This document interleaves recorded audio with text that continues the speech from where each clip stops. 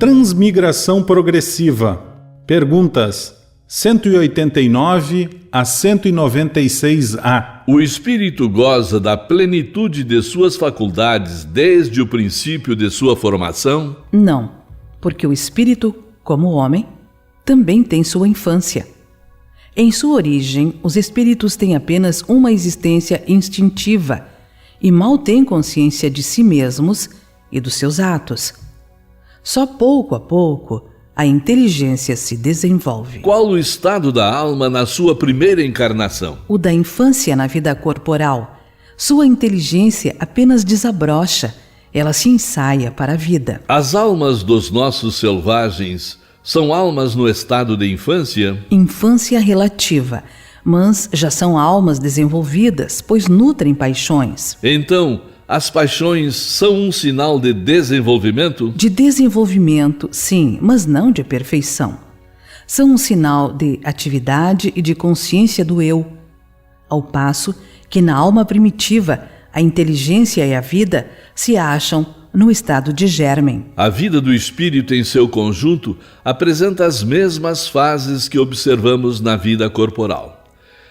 Ele passa gradualmente do estado de embrião ao de infância, para chegar através de uma sucessão de períodos ao estado de adulto, que é o da perfeição, com a diferença de não haver para o espírito nem declínio nem decrepitude, como na vida corporal, que a sua vida, que teve começo, não terá fim, que lhe é necessário, do nosso ponto de vista, um tempo imenso para passar da infância espiritual ao completo desenvolvimento, e que o seu progresso se realiza não numa única esfera, mas passando por diversos mundos.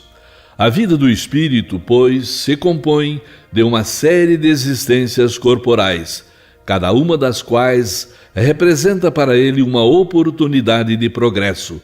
Do mesmo modo que cada existência corporal se compõe de uma série de dias, em cada um dos quais o homem adquire mais experiência e instrução. Mas assim como na vida do homem há dias que não produzem nenhum fruto, na do espírito há existências corporais que não lhe trazem nenhum resultado, porque não as soube aproveitar. Por uma conduta perfeita, pode-se transpor, já nesta vida, todos os graus da escala e tornar-se espírito puro, sem passar por outros graus intermediários? Não, pois o que o homem julga perfeito está longe da perfeição. Há qualidades que lhe são desconhecidas e que ele não pode compreender. Poderá ser tão perfeito quanto o comporte a sua natureza, mas isso não é a perfeição absoluta. Uma criança, por precoce que seja, deve passar pela juventude antes de chegar à maturidade. Da mesma forma também, o doente tem de passar pela convalescença antes de recobrar a saúde. Além disso, o espírito deve progredir em ciência e em moralidade. Se somente se adiantou num sentido, é preciso que se adiante no outro para alcançar o topo da escala.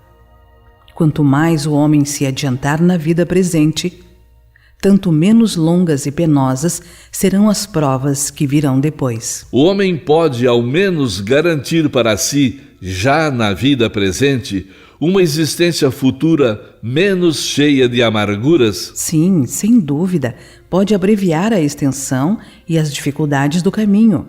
Só o negligente permanece sempre no mesmo ponto. Em suas novas existências, pode o homem descer mais baixo do que já esteja na atual? Em termos de posição social, sim.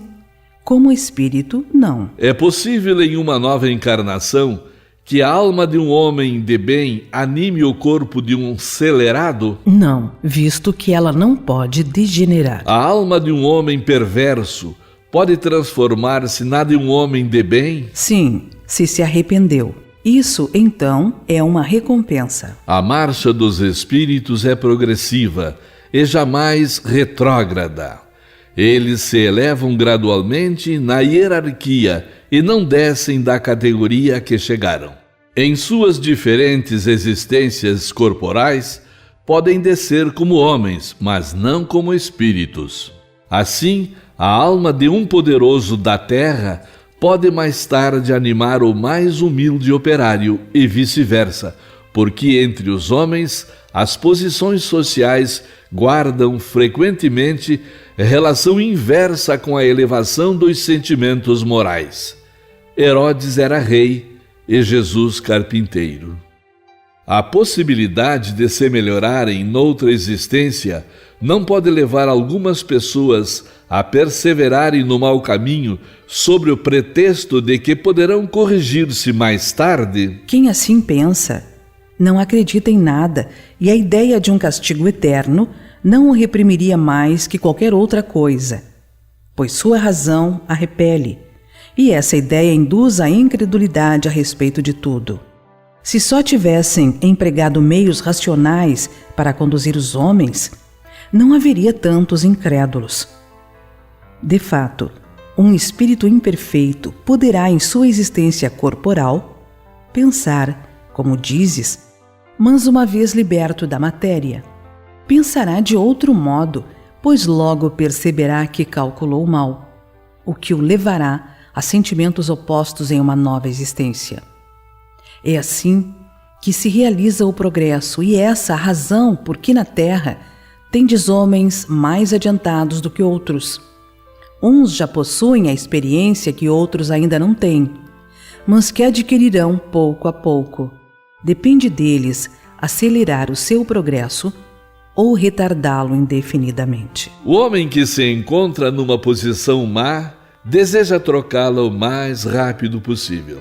Aquele que se acha convencido de que as tribulações desta vida são consequência de suas imperfeições, procurará garantir para si uma nova existência menos penosa, e esta ideia o desviará mais depressa da senda do mal do que a do fogo eterno em que não acredita. Não podendo os espíritos melhorar-se, a não ser por meio das tribulações da existência corporal, segue-se que a vida material seja uma espécie de cadinho ou de depurador pelo qual devem passar os seres do mundo espiritual para alcançarem a perfeição? Sim, é exatamente isso. Eles se melhoram nessas provas, evitando o mal e praticando o bem. Porém, somente depois de muitas encarnações ou depurações sucessivas é que atingem num tempo mais ou menos longo, conforme os esforços que empreguem, o objetivo para o qual se encaminham. É o corpo que influi sobre o espírito para que este se melhore, ou é o espírito que influi sobre o corpo? Teu espírito é tudo, teu corpo é uma veste que apodrece. Eis tudo. No suco da videira, encontramos uma comparação material dos diferentes graus da depuração da alma. Ele contém o licor que se chama espírito ou álcool, mas enfraquecido por uma porção de matérias estranhas que lhe alteram a essência. Esta só chega à pureza absoluta depois de várias destilações, em cada uma das quais se despoja de algumas impurezas. O corpo é o alambique no qual o espírito tem que entrar para se purificar. As matérias estranhas são como o perispírito, que também se purifica à medida que o espírito se aproxima da perfeição.